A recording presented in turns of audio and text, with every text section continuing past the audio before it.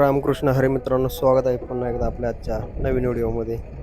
तर सालाबादप्रमाणे याही वर्षी दिंडी पंढरीला निघालेली आहे आणि दिंडी ज्यावेळेस पंढरीला निघते त्यावेळेस जे भाविक भक्त आहे त्यांचा आनंद हा खूप वेगळाच असतो.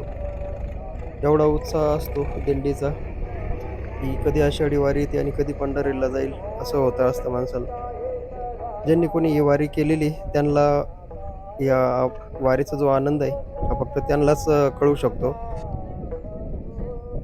विठ्ठलाची वारी करत असताना जे भाविक भक्त वारकरी जे पंढरीला जाताना त्यांच्यामध्ये एवढं शिस्त असते की प्रत्येक गोष्ट ही एकदम नियमाप्रमाणेच होत राहते. सकाळचा नाश्ता, जेवण, चहा जे काय असेल आणि दिवसभर फक्त विठ्ठलाच्या नामस्मरणात पुढं-पुढं चालत राहत्या.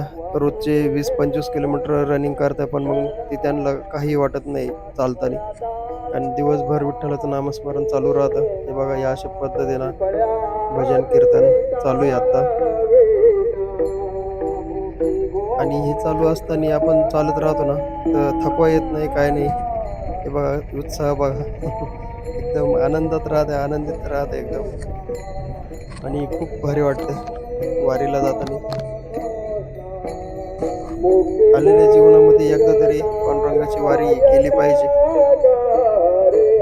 तरच हा सुख सोहळा आपल्याला पाहायला आणि अनुभवायला मिळतो.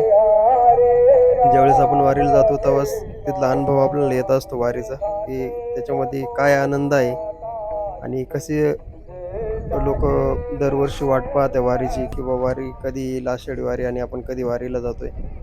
तर या ठिकाणी तुम्हाला गेल्याशिवाय कळणार नाहीये. त्यामुळं जर कोणी गेलेलं नसेल तर नक्की तुम्ही एकदा तरी ही वारी करून बघा. म्हणजे तुम्हाला वारीचा आनंद कळेल. आजचा जो आपला व्हिडिओ होता खास हा पंढरीच्या वारीवरतीच होता.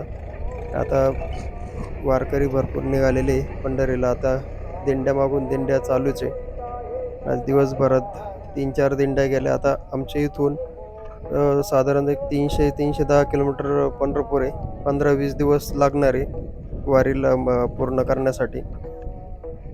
आषाढी एकादशीपर्यंत हे सर्व वारकरी पंढरपूरमध्ये पोहोचलेले असतात. पण त्यांना हे 15-20 दिवस काहीच वाटत नाही पायी-पायी चालताना. आणि उत्साहच तेवढा राहतो.